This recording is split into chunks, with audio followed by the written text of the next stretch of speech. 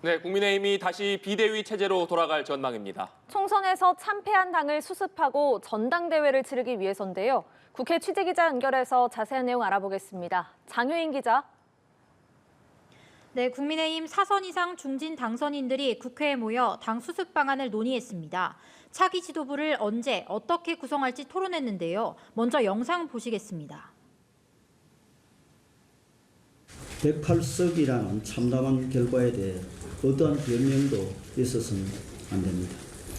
이제 우리는 국민의 신뢰와 지지를 다시 받을 수 있는 정당으로 거듭나는 여정을 시작해야 합니다. 윤재욱 원내대표 겸 대표 권한대행은 최고위원회가 없는 만큼 새 지도부를 뽑는 전당대회를 하기 위해선 당헌 당규상 비대위가 필요하다고 했습니다. 어떤 인물을 중심으로 할진 정해지지 않았습니다.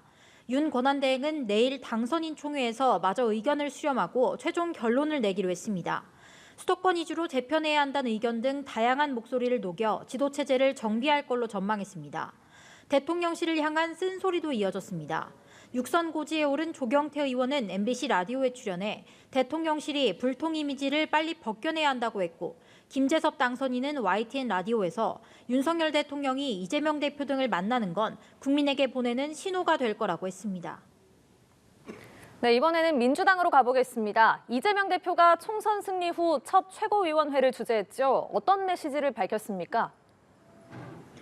네, 이재명 대표는 고물가, 고금리, 고환율로 민생 경제가 악화일로를 걷고 있다며 대통령과 정부 여당이 정쟁이 아닌 민생에 집중해야 한다고 했습니다.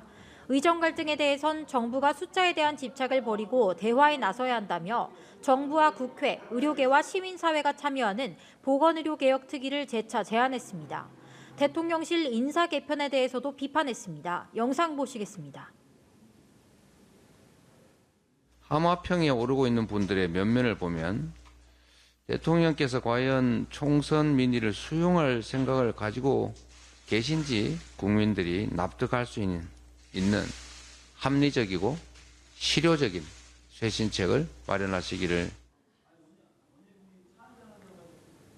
홍익표 원내대표는 남은 21대 국회 임기 내에 최상병 특검법을 처리하겠다고 강조했습니다. 여당과 협상해 전세사기 특별법, 이종섭 특검법 등 여러 현안을 처리하겠다고도 했습니다. 조국 혁신당은 경남 양산 평산마을을 찾아 문재인 전 대통령을 예방했습니다. 이후 김해 봉하마을로 이동해 노무현 전 대통령 묘역을 참배하고 권양숙 여사를 접견할 계획입니다. 여기서 1박 2일간 워크숍을 열고 당 지도체제와 원내 전략을 논의합니다. 지금까지 국회에서 연합뉴스TV 장효인입니다.